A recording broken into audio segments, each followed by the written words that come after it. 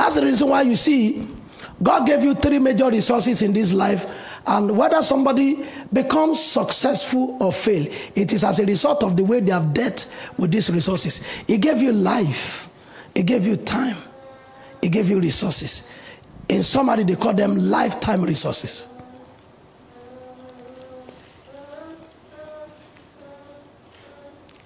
It may appear to you that somebody has more than somebody. You know, like Solomon was saying that wisdom is good with an inheritance. That means if somebody is wise and there are no inheritance, there's going to be a trouble. But you see, we can go further to say that if somebody actually is wise, there are more resources for that person than there is that meet the eyes.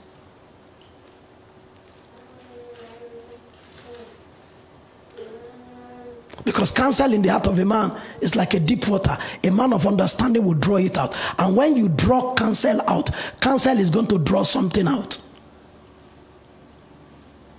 That's the reason why, you know, before lifestyles, there are word views.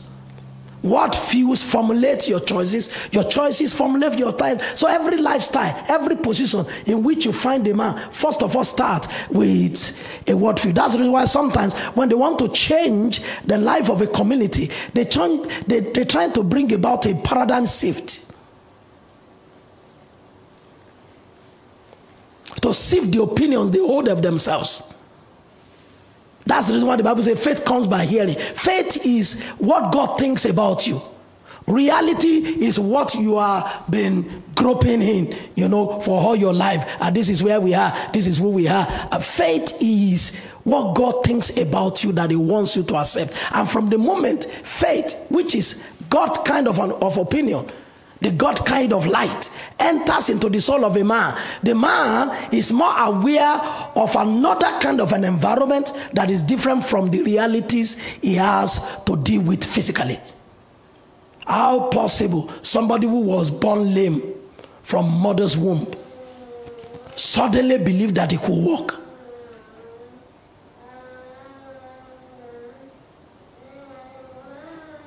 That was not tangible enough, you know, compared to the realities that he was dealing with. How come somebody who was born blind could suddenly believe that he could see? That's why you will discover that throughout the miracles of Jesus, 90% of the miracles of Jesus started with the paradigm shift inside those people that Jesus helped. Suddenly a leper who has been banished into exile believe that he said, if you're willing, you can make me whole. Jesus said, I am willing. I hope you can go and tell other friends of yours that leprosy is not the end of life. Because realistically, it was the end of life. We've had somebody that had leprosy in this church. From the cutest guy we ever knew, this guy became so ugly. He attempted suicide a number of times in this church. From a very fine guy, you want to give birth to a daughter and give to this guy. All of a sudden, fingers began to fall off. Body began to twist. Here in Galway. The person first of all thought it was multiple sclerosis that was happening to him until they discovered that, oh, we have never dealt with this in Ireland before, whatever. I say, So I've had an example, physical example, practical example. So what will make somebody like that not think that Jesus could do something? That's why this kind of teaching is very good to first of all change your paradigm, to plunge you into another horizons. To other horizons, to make you see what possibilities exist and what demand heaven makes on you and what God expects of your life and what God has made available. As far as God is concerned, there is nobody at a disadvantage, only in their mind. I repeat that.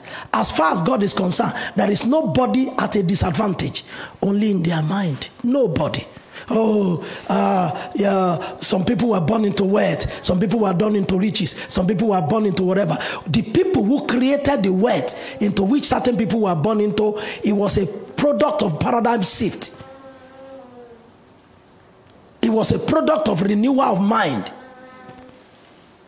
It was a product of a particular mental development, mental positioning that led to accusation.